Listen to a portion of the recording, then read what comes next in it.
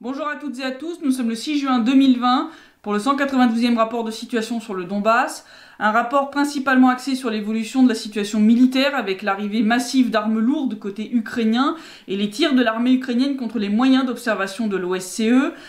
Les accords de Minsk aussi, puisqu'il y a eu une réunion à Berlin entre les ministres des Affaires étrangères ukrainiens et allemands, qui nous a offert un superbe morceau de propagande, mais aussi l'évolution de la situation en Ukraine, avec des histoires assez bizarres de souris mutantes mangeuses de stocks stratégiques de céréales, et un sondage qui éclaire de manière assez intéressante sur la façon dont les Ukrainiens voient l'évolution de leur pays. Sur le plan militaire, du 31 mai au 5 juin 2020, l'armée ukrainienne a violé le cessez-le-feu en RPD à 11 reprises, donc on est en baisse par rapport à la semaine passée, durant lesquelles elle a tiré 25 obus de mortier de 120 et 82 mm pour un total de 77 munitions. Les deux chiffres sont là aussi en baisse par rapport à la semaine dernière. On a eu une violation des forces armées ukrainiennes à l'arme légère durant les dernières 24 heures. Les tirs de cette semaine en RPD ont tué un soldat, en ont blessé un, 2 civils ont été blessés, 2 habitations ont été endommagées en RPD. Côté ukrainien, alors les pertes hors combat de la semaine sont de 5 morts et 11 blessés, et les pertes au combat sont de 7 morts et 10 blessés. Donc, comme on peut voir, l'hécatombe continue côté ukrainien. Je parlais donc de déploiement d'armes lourdes et d'arrivée surtout d'armes lourdes. Je vais faire le distinguo très clair entre les deux. Donc je vais déjà parler des armes lourdes que l'armée ukrainienne a déployées près de la ligne de front et entre autres près d'infrastructures ou d'habitations civiles. Les services de renseignement de l'RPD ont détecté le déploiement de 20 pièces d'armement lourd en violation des accords de Minsk, à savoir 2 obusiers MST-AB de 152 mm, 16 véhicules de combat d'infanterie type BMP, un véhicule de transport de troupes blindées type MTLB et une auto-mitrailleuse BRDM. Bien entendu, pour cacher tout ça, l'armée ukrainienne brouille les signaux des drones de l'OSCE. Je vais vous montrer une petite carte qui montre les endroits où nous avons détecté de tels brouillages. Mais il n'y a pas que les armes qui sont déployées sur le front qui sont un indicateur important. Je vais y venir, puisque le 2 juin 2020, l'armée ukrainienne a tiré au fusil de sniper sur les caméras de l'OSCE qui sont situées à proximité de la zone de retraite de Petrovskoye en RPD. Ils ont détruit les caméras. 2 jours plus tard, ils sont attaqués à un drone de l'organisation dans la même zone. Alors là, c'est carrément pas au brouillage, ils ont tiré dessus. Et ces tirs en fait ont lieu sur fond d'envoi massif d'armes lourdes dans le Donbass par l'armée ukrainienne, ce qui moi me rassure pas du tout sur l'évolution de la situation. Puisque comme vous avez pu le voir sur le petit graphique du début du site rep, on a eu une absence totale de violation du cessez-le-feu pendant 2 jours, sûrement en lien donc avec la visite de la délégation ukrainienne à Berlin, sur laquelle je vais revenir après. Le but pour moi c'était de prétendre que l'Ukraine ne viole pas du tout le cessez-le-feu. Ah ouais, vous voyez, il y a eu 0 là pendant 2 jours. Enfin bon, ça change pas le reste du temps. Hein. Puis ça a duré 2 jours, puis après ils ont recommencé à tirer. Et d'ailleurs à peine donc, les officiels ukrainiens avaient terminé leur petite visite en Allemagne que l'armée ukrainienne a ouvert le feu à coups d'obus de mortier près de la zone de retrait de Petrovskoye avant de tirer au fusil de sniper sur les caméras de l'OSCE qui sont situées en bordure de la zone de retrait. Et donc en fait, avec d'autres caméras, ils ont pu enregistrer qu'entre 14h27 et 14h29, il y a eu 4 tirs, le bruit de 4 tirs qui a été enregistré dans la zone de retrait de Petrovskoye. Le premier tir semble avoir manqué sa cible, d'après le rapport de l'OSCE. Les caméras continuaient de fonctionner dans le bon sens, donc elles étaient braquées vers le sud-ouest. Puis le deuxième tir a touché, semble-t-il, les caméras et elles ont tourné, donc elles se sont mises à filmer complètement de l'autre côté. Et le 4e et dernier tir sera fatal aux caméras qui cessent alors complètement de fonctionner à 14h29.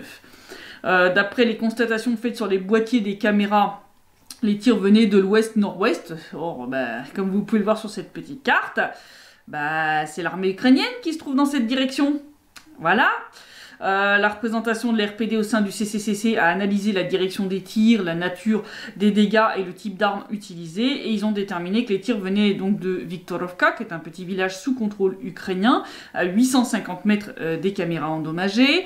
D'après les résultats des analyses, c'est un fusil Barrett M82 de calibre 12,7 mm autant qui a été utilisé par les soldats ukrainiens pour abattre les caméras de l'OSCE. Donc c'est le même type de fusil que celui qui avait été utilisé quand ils ont tué le jeune soldat Nikita Fokin, aux funérailles de qui j'avais été à Gorlovka. Donc voilà, ça c'est les petits cadeaux américains, ça. Hein, voilà, ou canadiens. De toute façon, ça revient plus ou moins au même. Ces caméras sont, je rappelle, un des moyens que l'OSCE utilise pour surveiller de manière permanente et à distance la situation dans les zones de retrait.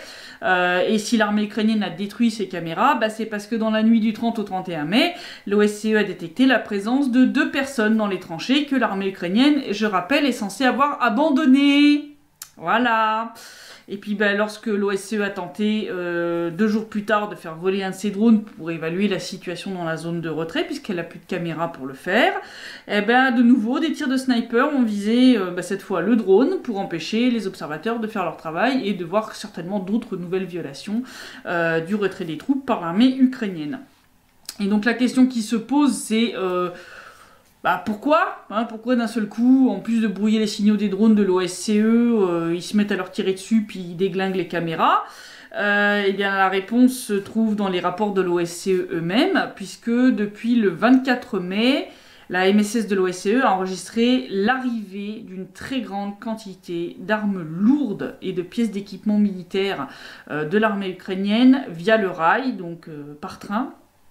Donc ils ont trouvé, leurs patrouilles ont découvert des quantités énormes de matériel militaire qui est arrivé par train. Donc ils les ont découverts dans les gares ou à proximité immédiate. Donc ça c'est clairement c'est du redéploiement d'armes qui va aller après sur le front. Pour l'instant ils y sont pas encore, donc ils sont pas encore dans la zone où ils violent les accords de Minsk, mais c'est quand même pas rassurant puisque en 10 jours, les patrouilles de l'OSCE ont vu arriver 228 pièces d'équipement lourd dans les gares du Donbass côté ukrainien. 228 pièces, c'est énorme. Et surtout, quand on voit les engins qui ont été envoyés, il y a de quoi pas être très rassuré, puisqu'il y a quand même 23 canons pions de 203 mm dans le tas. Ouais, les fameux canons pions qu'on n'avait plus vus depuis un petit moment. 10 canons obusiers D20 de 152 mm, 30 obusiers automoteurs Gvozdika de 122 mm, 14 obusiers D30 de 122 mm, 9 canons anti-chars Rapira de 100 mm, 9 systèmes de défense antiaérien OSA, 17 systèmes de défense antiaérien Strela 10, 13 systèmes de défense antiaérien Buk, un système de défense antiaérien Zouchka, 2 systèmes de défense antiaérien Shilka, 21 véhicules de combat d'infanterie BMP, 7 véhicules de transport de troupes blindés type MTLB, 26 véhicules de combat blindés, 7 chars d'assaut T-72 et 39 chars d'assaut T-64. Voilà tout ce qui a été détecté en termes d'armement lourd, mais il faut y rajouter qu'ils ont détecté aussi l'arrivée de plusieurs stations de brouillage de signaux, les mêmes qui servent en fait à foutre en l'air les signaux des drones de l'OSCE, des camions de transport lourd, des ambulances et plusieurs poseurs de mines. Donc tout ça, quand vous le mettez ensemble, ça pue quand même, on est d'accord. Voilà, c'est quand même pas très rassurant, surtout que, comme je le rappelle encore une fois, ni les RPD ni les RPL n'ont d'aviation militaire. Donc c'est clair que le plus gros des systèmes de défense antiaérien que l'armée ukrainienne est en train d'amener vers le front est destiné très certainement à abattre les drones de l'OSCE si les systèmes de brouillage ne suffisent pas à les empêcher de faire leur travail. Par contre le Buk, je sais pas, parce que si tu déglingues des drones au Buk, là quand même c'est un peu lourd. Mais bon, un déploiement aussi massif d'armes lourdes envoyées par train dans le Donbass et de moyens d'empêcher en fait l'OSCE de faire son travail, alors que les tirs contre les caméras et drones de la mission de surveillance se multiplient. Moi, je suis pas rassurée en fait. Je pense que la baisse drastique des violations du cessez-le-feu à laquelle on assiste depuis la fin mai, j'ai un petit peu peur que ce soit que le calme avant la tempête. parce que c'est pas possible que tu envoies 228 engins, dont 23 canons pions de 203 mm, c'est énorme, c'est un monstre. Hein. C'est pas fait pour faire joli. Voilà, s'ils déploient des trucs pareils, c'est qu'ils ont des plans pas très jojo dans les cartons côté ukrainien. Ça, c'est clair.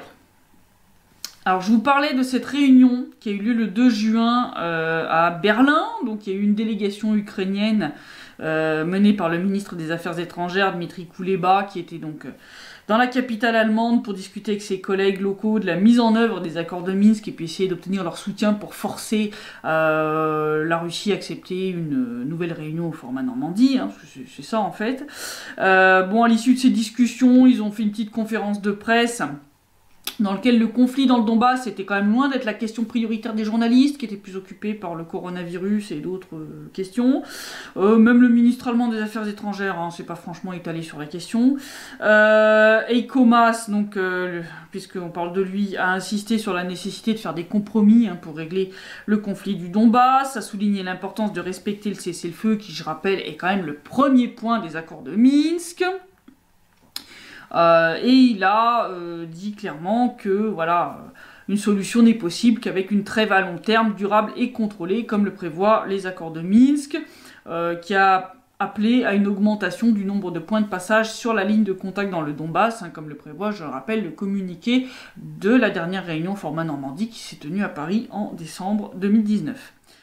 De son côté, Dmitry Kuleba a déclaré que l'Ukraine est prête à chercher un compromis le plus large possible, mais a immédiatement ajouté qu'elle ne franchirait pas certaines lignes rouges concernant les questions de sécurité nationale, de souveraineté et d'intégrité nationale. Bon, c'est des lignes rouges à l'intitulé tellement vague que c'est fourre-tout, tu peux mettre tout dedans, hein. Ça peut permettre de justifier de ne pas appliquer tel ou tel point des accords de Minsk, comme on a pu le voir dans les semaines précédentes, hein. Je veux dire, que ce soit l'ajout du statut spécial du Donbass dans la constitution ukrainienne, les élections qui doivent avoir lieu avant la récupération de la frontière, etc., etc. Il a aussi d'ailleurs ouvertement déclaré, le ministre ukrainien des Affaires étrangères, hein, que Kiev ne négociera pas directement avec la RPD et la RPL, comme pourtant, je le rappelle, le prévoit les accords de Minsk. Encore une fois, hein, je ne vais pas me répéter, vous regardez les rapports de situation précédents et les articles que j'ai écrits durant les dernières semaines. Ce qui m'a fait moi tiquer, c'est que le Heiko Maas, il entend ça. Non, il réagit pas. Il n'a pas jugé bon de reprendre son collègue ukrainien pour lui rappeler quand même que ça fait partie des accords de Minsk que l'Ukraine a signés et qu'elle doit les appliquer tels quels. Non, que dalle. Que dalle, voilà. C'est hallucinant. Le Kuleba qui a dit d'ailleurs qu'au sein des groupes de contact, il ne discute qu'avec la Russie. Et d'ailleurs, il a accusé la Russie de ne pas vouloir aller vers un règlement et un dialogue constructif au sein du groupe de contact. Sauf qu'encore une fois, parce que je vais me répéter, hein, j'en ai marre de le faire, mais ça n'a pas l'air de rentrer dans leur tête à Kiev. La Russie n'est pas partie prenante des accords de Minsk, mais un garant comme l'OSCE, la France et l'Allemagne. Alors c'est sûr que si l'Ukraine ne discute qu'avec un des médiateurs lors des négociations, ça va pas avancer et ça va pas être constructif. Voilà, c'est un peu logique, c'est comme si Kiev discutait avec l'OSCE et lui reprochait de ne pas appliquer les accords de Minsk et de ne pas avoir une approche constructive. C'est complètement débile. Il marche sur la tête à Kiev, pour pas dire autre chose, hein, sincèrement. Il a aussi déclaré que lors de la réunion avec ses homologues allemands, la quasi-totalité du temps de conversation a tourné autour de la question sécuritaire hein, dans le Donbass. Il a accusé les RPD et les RPL d'être celles qui violent systématiquement le cessez-le-feu dans une tentative d'enfumage médiatique lamentable. C'est quand même hallucinant. Andrei Yermak, le chef de cabinet hein, de Zelensky, a déclaré par après qu'il faut accélérer la mise en œuvre des décisions prises lors du dernier format Normandie, entre autres le cessez-le-feu complet et permanent, avant d'expliquer hein, que si Kiev n'avait pas avancé sur le retrait des troupes et des équipements dans les 3 nouvelles zones pilotes, ben c'est parce qu'il faut d'abord un arrêt complet des bombardements pour pouvoir poursuivre le déminage et la reconnaissance. Sous-entendu, c'est de la faute de l'RPD et de l'RPL qui respectent pas soi-disant le cessez-le-feu si le reste n'avance pas non plus. Bon, sauf qu'il n'y a pas besoin d'attendre un cessez-le-feu complet et total pour commencer à désigner les 3 nouvelles zones pilotes de retrait que prévoit, je rappelle, le communiqué commun publié à l'issue de la dernière réunion format Normandie. Je rappelle que ça fait depuis décembre que l'Ukraine traîne des pieds pour valider ne serait-ce que la localisation de ces 3 zones. On n'en est même pas encore à parler de déminage, on n'en est même pas encore à parler de lancer le processus de retrait, on parle de choisir la localisation. Qu'est-ce que le respect du cessez-le-feu vient foutre dans la choucroute? On comprend pas. C'est pas le lieu où ont lieu les réunions du groupe de contact avant qu'on passe au format vidéoconférence pour cause de coronavirus qui était bombardé tous les jours, que je sache. Je vois pas en quoi les bombardements qui ont lieu régulièrement viennent gêner le travail des groupes de contact pour déterminer la localisation des 3 nouvelles zones pilotes. C'est complètement débile. En plus, l'affirmation selon laquelle c'est l'RPD et l'RPL qui seraient responsables de la majeure partie des violations du cessez-le-feu, c'est complètement faux. Hein, comme le prouvent, je le rappelle, les chiffres des victimes civiles des bombardements, dont plus de 80% se trouvent sur le territoire des 2 républiques. Hein, je veux dire, c'est quand même révélateur, contrairement à ce que peut raconter l'Ukraine. Non, nos soldats ne tirent pas sur le territoire et la population qui sont chargés de défendre et dont ils sont issus à plus de 95%. Je veux dire, comme le disent d'ailleurs les civils, si vous avez vu le dernier reportage que j'avais fait à Alexandrovka, les civils eux-mêmes te disent que les tirs viennent de l'armée ukrainienne. Donc, je veux dire, pour qu'on ait plus de 80% des victimes civiles, c'est que c'est pas nos soldats qui commettent la majorité des tirs. Hein, voilà. Et puis, si on veut parler de chiffres, moi je me suis amusée à regarder le rapport de l'OSCE du 19 mai, donc la veille de l'entrée en vigueur du niveau d'alerte maximum pour les milices populaires, donc la veille de l'entrée en vigueur de l'autorisation de répondre aux tirs de l'armée ukrainienne. Je me suis farci toute la liste qui est dans le rapport de l'OSCE, qui est claire comme du jus de boudin. Si on regarde tous les tirs dont la direction est déterminée, par les caméras de l'OSCE, entre autres, on a quand même 78% des violations du cessez-le-feu qui viennent du côté ukrainien et seulement 22% qui viennent du côté RPD-RPL. C'est marrant, ça colle presque aux chiffres des victimes civiles, tu vois. C'est l'armée ukrainienne, 78% des violations du cessez-le-feu, nous on a plus de 80% des victimes civiles. C'est bizarre. Voilà. Pour 78%, c'est clair que c'est l'armée ukrainienne qui commet plus que la majorité, c'est la quasi-totalité des violations du cessez-le-feu, on est quand même à plus des 3/4, et donc elle utilise après ces violations du cessez-le-feu pour justifier de ne pas appliquer le reste des points des accords de Minsk, en essayant de faire croire que c'est la partie opposée qui est responsable des tirs. C'est quand même magistral. Voilà. Alors Kouleba dit aussi qu'il avait informé le ministre allemand de la Défense à l'aide de faits et de documents de ce qui se passe réellement dans le Donbass, pour dire que ce sont des commandants russes qui dirigent les unités des milices populaires. Bon, en clair, ils nous ont sorti encore un PowerPoint avec des infos aussi bidons que l'histoire de la prochaine discussion des ministres des Affaires étrangères au format Normandie que Kouleba a annoncé comme devant avoir lieu bientôt et que la Russie a dit mais on n'est même pas au courant de ces histoires.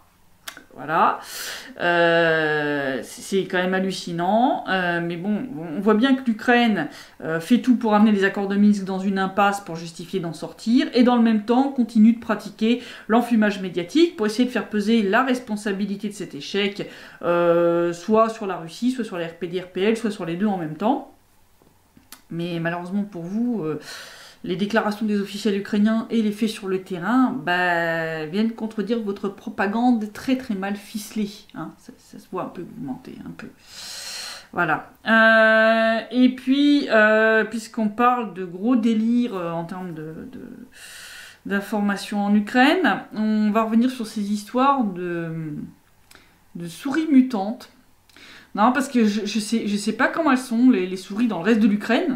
Celles qu'on a ici, elles sont normales.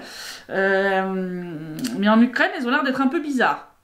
Parce que là, le 1er juin, on a eu Mikhail Apostol, qui est conseiller du ministre de l'Intérieur ukrainien, qui écrit sur son mur Facebook qu'à la suite d'un audit, il s'est avéré que l'équivalent de 2700 wagons de céréales d'une valeur de plus de 800 millions de grivnia, c'est environ 27,6 millions d'euros, manquait dans la réserve stratégique d'État de l'Ukraine. Et puis sans se démonter dans le fait que c'était complètement absurde, il accusait les souris d'être responsable de ce trou énorme dans la réserve stratégique de céréales du pays. Alors, bon, je sais bien que... Celui-là, c'était limite à aller pendant ce temps-là à Kiev.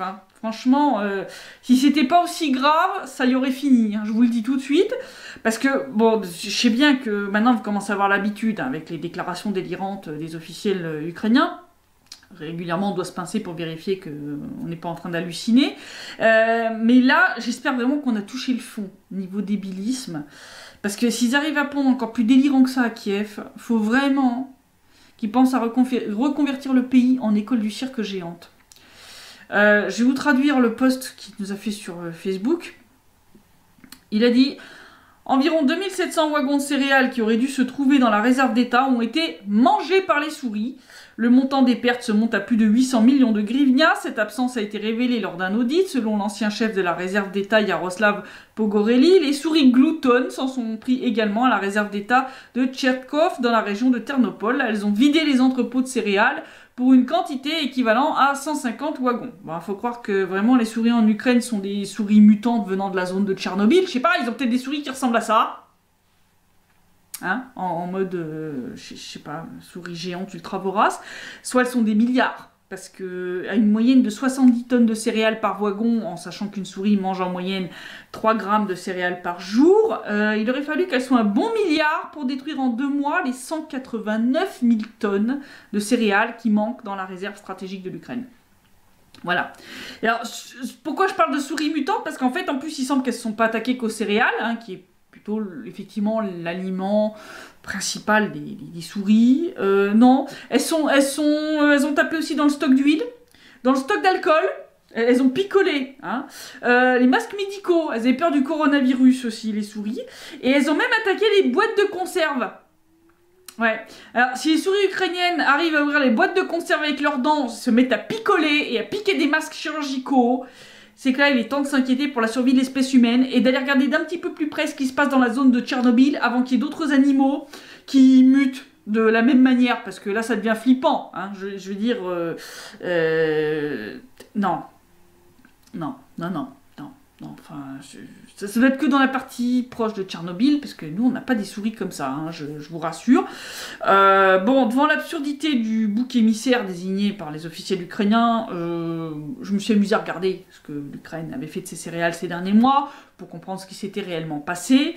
Je me suis souvenu que pendant l'épidémie, le plus gros de l'épidémie de coronavirus, l'Ukraine a continué à vendre ses céréales à l'étranger, dépassant même très largement ses quotas et même les scores qu'elle avait fait en termes d'exportation l'an passé à la même période, alors que dans le même temps, d'autres pays comme la Russie ou le Kazakhstan limitaient leurs exportations pour faire face à une potentielle pénurie, hein, pour cause d'épidémie.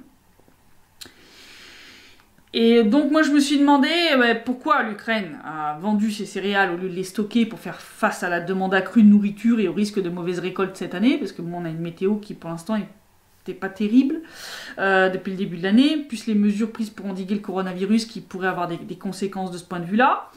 Et puis j'ai trouvé la réponse qui tient en 3 mots, hausse du prix. Et oui, l'épidémie de coronavirus a provoqué une hausse du prix des céréales et il semble que certains en Ukraine se sont dit que c'était plus intéressant de vendre le stock quand le prix était au plus haut plutôt que de garder ce stock pour faire face à une éventuelle pénurie. Et la question est désormais de savoir qui sont les souris qui ont écoulé le stock, hein, parce que bon, je rappelle, la corruption étant galopante en Ukraine, il est possible que comme pour les armes qui ont tendance à disparaître des entrepôts qui se mettent ensuite à cramer, qu'il s'agisse de ventes illégales par les gens chargés de gérer ces stocks, ou il se peut même que ce soit carrément le gouvernement ukrainien qui a vendu ses stocks stratégiques en douce pour faire rentrer des devises étrangères dont le pays a terriblement besoin vu l'état désastreux de son économie. Donc on ne sait pas trop. Pour l'instant, il y a un gros point d'interrogation sur qui a écoulé tout ce stock.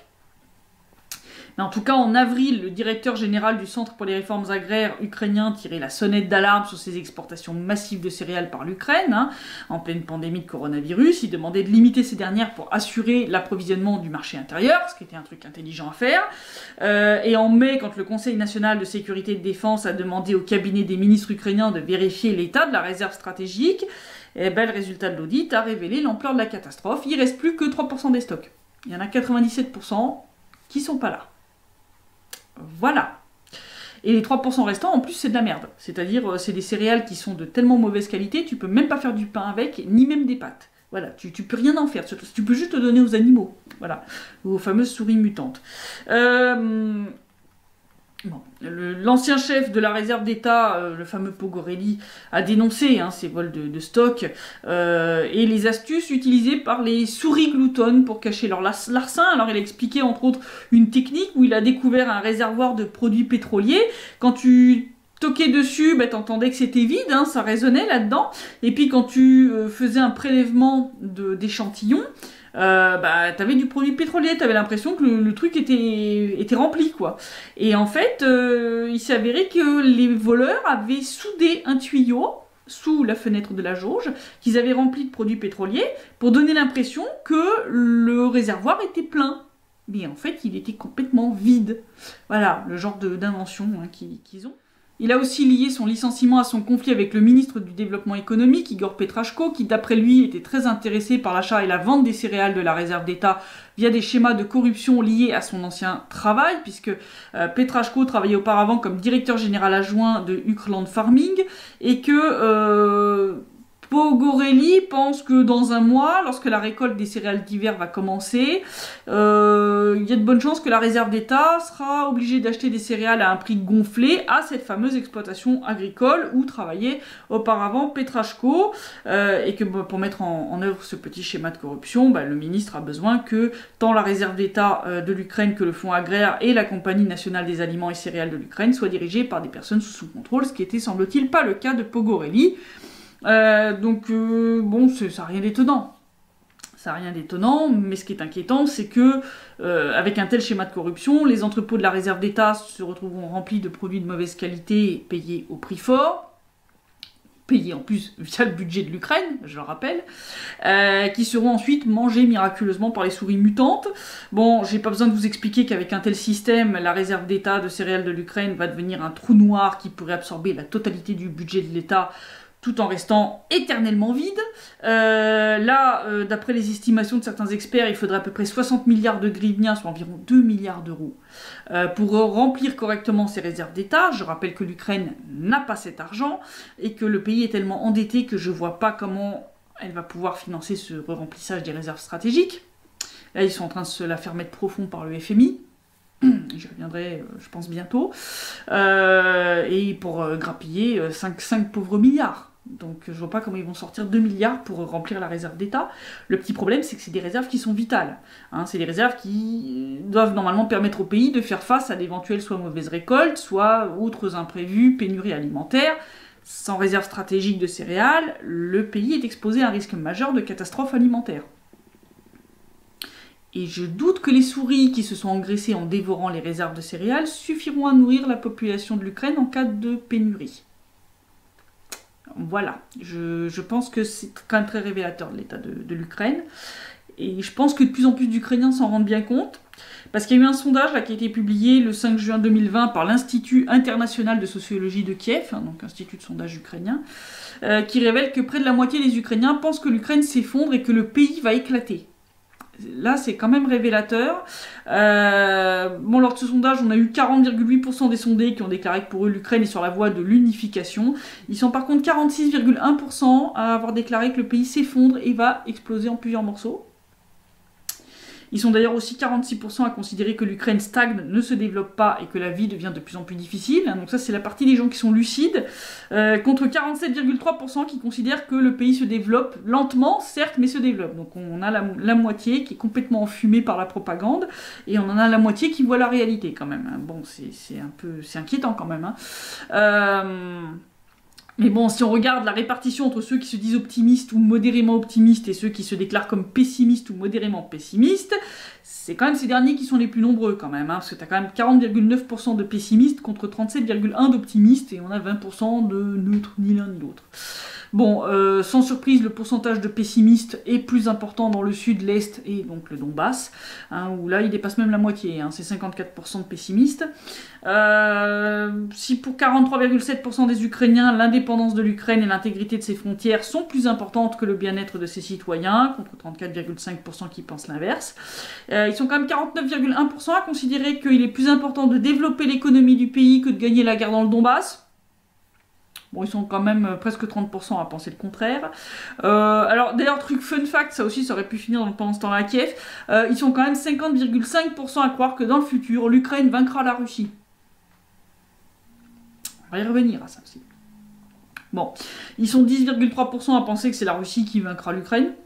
Bon, ça laisse quand même 39,2% de gens lucides sur le fait que la guerre dans le Donbass, c'est pas une guerre entre l'Ukraine et la Russie, hein, vu qu'ils ont désigné aucun vainqueur. Bon, par contre, il y a de quoi être bien ébahi par le fait qu'il y a la moitié de la population ukrainienne qui est à ce point lobotomisée par la propagande, au point de croire qu'ils vont vaincre la Russie. D'ailleurs, ils sont 37,2% des sondés à croire que l'Ukraine va vaincre la Russie, car cette dernière serait un État faible et arriéré, alors que le monde civilisé soutient Kiev. Vous avez le droit de rire, vous avez le droit. Bon, il y a quand même heureusement 31,2% d'Ukrainiens lucides qui sont conscients que l'Ukraine ne vaincra pas la Russie, car l'Ukraine est plus faible politiquement et économiquement. Bon, la Russie, pays arriéré, je rappelle quand même qu'elle envoie des cosmonautes sur l'ISS, que jusqu'à récemment, d'ailleurs c'était le seul moyen que même les Américains avaient pour envoyer leurs astronautes, que la Russie a développé des armes hypersoniques qu'aucun autre pays n'a. Non, la Russie, pays arriéré, les mecs, là, faut arrêter la propagande, ou la colle, ou la drogue, je sais pas ce que vous prenez, ou la picole. Parce que bon, je rappelle quand même sur le plan militaire, encore une fois, la Russie a la deuxième armée la plus puissante au monde, quand l'Ukraine est 27e. Et je rappelle la guerre en Ossétie du Sud, armée russe versus armée géorgienne. Et l'armée russe, à cette époque, avait pas encore fini de se remettre des années 90 et de faire sa modernisation, d'accord. Maintenant, elle est quand même dans un état bien meilleur qu'en 2008. Cette guerre a duré une semaine. Même pas. Donc, bon. Non, tout expert sérieux vous dira armée russe versus armée ukrainienne, la guerre serait finie depuis longtemps, ça ne durerait pas 6 ans comme c'est le cas actuellement, et l'armée ukrainienne aurait été totalement anéantie. Hein, donc, non. Faut arrêter les fantasmes. D'ailleurs, sur le sujet de la guerre, hein, si les autorités ukrainiennes refusent de négocier avec les RPD et les RPL, ils sont quand même 48,8% des sondés qui estiment que l'Ukraine devrait négocier avec la Russie, mais aussi avec les représentants des deux républiques populaires pour régler la guerre dans le Donbass. Voilà, contre 35,1% qui pensent qu'il faut faire aucune concession. Ça montre quand même que les Ukrainiens sont plus lucides que leurs autorités. Puis bon, puisqu'il parle de la Russie qui serait soi-disant arriérée, je rappelle sur le plan économique, la Russie a une importante réserve de change, une dette très faible, alors que l'Ukraine est en train de mendier l'aide du FMI en vendant ses terres agricoles en échange d'un nouveau prêt qui va servir à rembourser les prochains. Et je peux vous assurer que les conditions du FMI là, qui sont en train de leur imposer, ils sont en train de leur en mettre une mais bien profond, et puis sans vaseline encore. Hein. Croyez-moi, là, il n'y a plus de souveraineté du tout. C'est le FMI qui supervise la nomination d'un certain nombre de postes clés, y compris des juges. Voilà, et je rappelle le coup de Zelensky qui avait dû écrire une lettre publiée dans El País pour être là, s'il vous plaît, donnez-moi un petit peu d'argent, sinon on va droit à la faillite. Je veux dire, vous avez déjà vu Poutine en train de faire ça? Bon, alors faut arrêter les fantasmes là, faut arrêter les fantasmes. Là, je vous renvoie au comparatif que j'avais fait il y a quelques mois en arrière entre les deux pays, pour que vous vous rendiez compte quand même que c'est complètement absurde, ces histoires de fantasmes sur l'effondrement de la Russie. Hein, si un pays qui est faible et qui s'effondre, et d'ailleurs même presque la moitié de ses habitants s'en rend compte, c'est bien l'Ukraine et pas la Russie. Hein. D'ailleurs, 37,6% des Ukrainiens considèrent que les ultranationalistes ne savent pas comment gérer le pays et font tout pour mener l'Ukraine à l'effondrement. Ouais. Et ils sont 39,9% des sondés à considérer que l'Ukraine devrait trouver une autre idéologie unificatrice, plutôt que l'idéologie axée sur la langue ukrainienne, les symboles de l'État et les traditions nationales, idéologie qui est soutenue par 44,1% des Ukrainiens.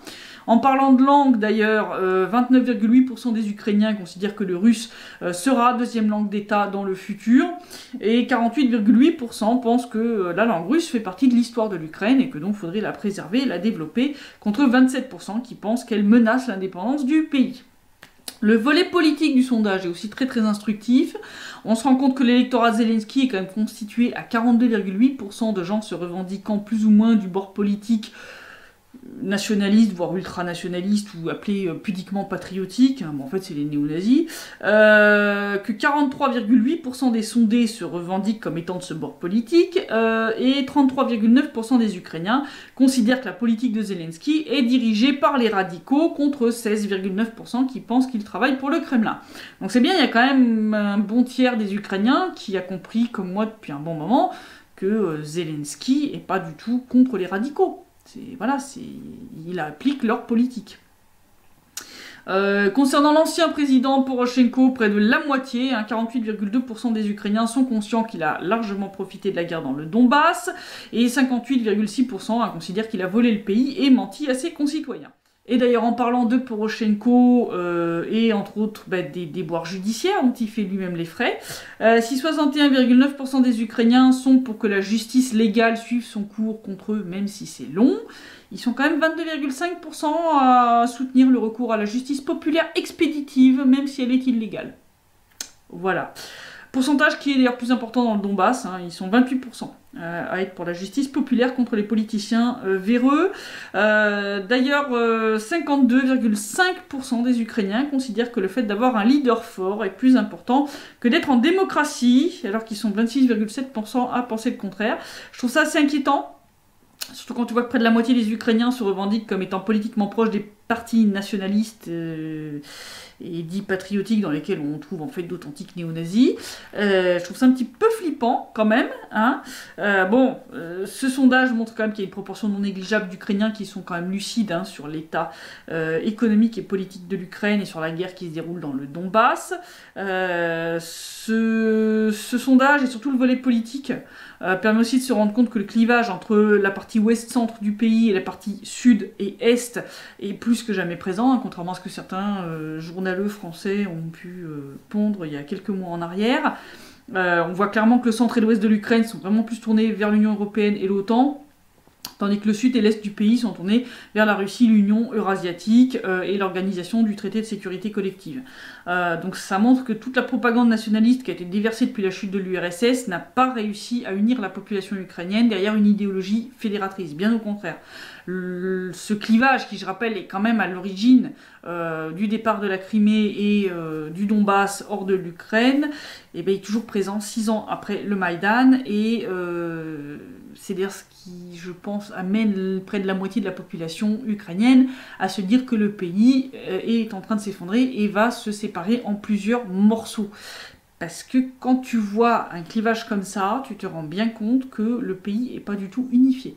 Et ça, dans la situation actuelle économique et politique de l'Ukraine, c'est un scénario parfait pour un scénario d'éclatement. Voilà, simplement parce que vous avez des fractures géantes que personne n'a colmatées, et il y a un moment où elles vont jouer, elles vont s'élargir, et ça va finir par craquer par tous les côtés. C'est tout simplement. D'ailleurs, en Ukraine, Avakov est sur la sellette. Situation à suivre avec Avakov. Il y a eu des manifestations là devant la Rada, alors qu'il était convoqué pour en gros faire son rapport, parce qu'il y a des députés là qui ont déposé une motion pour le virer. Ouais, l'indéboulonnable Avakov. Suite à 2 scandales, il y a eu une grosse fusillade dans le centre de l'Ukraine, et il y a eu un gros scandale impliquant la police ukrainienne, où plusieurs officiers de police sont accusés d'avoir violé et torturé une jeune femme, qu'ils ont fait venir, soi-disant parce qu'il y avait eu un vol, et que c'est une jeune fille qui venait d'une famille défavorisée, et qui semble-t-il a elle-même été impliquée dans plusieurs vols, et donc ils ont fait croire qu'ils voulaient l'entendre comme témoin, et en fait ils l'ont frappé, ils l'ont violé et ils l'ont torturé, et donc ça a fait un énorme scandale, et donc Avakov a été convoqué, il a dû s'expliquer devant la Rada, et là il y a eu 55 députés qui ont signé une motion demandant le renvoi du ministre de l'Intérieur. Donc c'est là qu'on va voir, est-ce que les compromis d'Avakov vont suffire à lui garder sa place ou pas. Ça va être la grande question. Je vous disais, en plus, là, le FMI a amené de nouvelles conditions. Donc là, le mémorandum que l'Ukraine signe avec le FMI, c'est une honte totale. Je ferai un truc détaillé là-dessus. Mais c'est la mise en esclavage du pays, quoi. Enfin, je veux dire, voilà, c'est plus qu'une colonie du FMI et des États-Unis, et ça devient clairement visible. Et puis, pendant ce temps-là, à Kiev, on continue dans les délires, puisque l'Ukraine a accusé la Russie d'avoir kidnappé un de ses soldats de la 95e brigade, Evgeny Dobrinsky, qui servait près de la frontière avec la Crimée. Hein, ils ont même raconté avoir trouvé des traces de lutte dans l'herbe près de là où ils servaient. Enfin, ils ont fait tout un délire qui a été relayé par le journaliste Yuri Boutoussov, qui s'est lancé dans un post Facebook. Enfin, c'était... il a raconté l'histoire cancobolesque du mec qui était soi-disant seul et non armé à son poste d'observation et qui aurait été enlevé donc, le 30 mai à 5h du matin. Bon, déjà, t'as aucun mec, aucun soldat qui va là tout seul sur un poste d'observation non armé. Enfin, je veux dire, déjà ça aurait dû faire tiquer le journaliste. Et donc bon, la Russie, face à ces accusations, a publié d'abord une vidéo qui montrait comment il avait été attrapé, et puis ensuite la vidéo de son interrogatoire.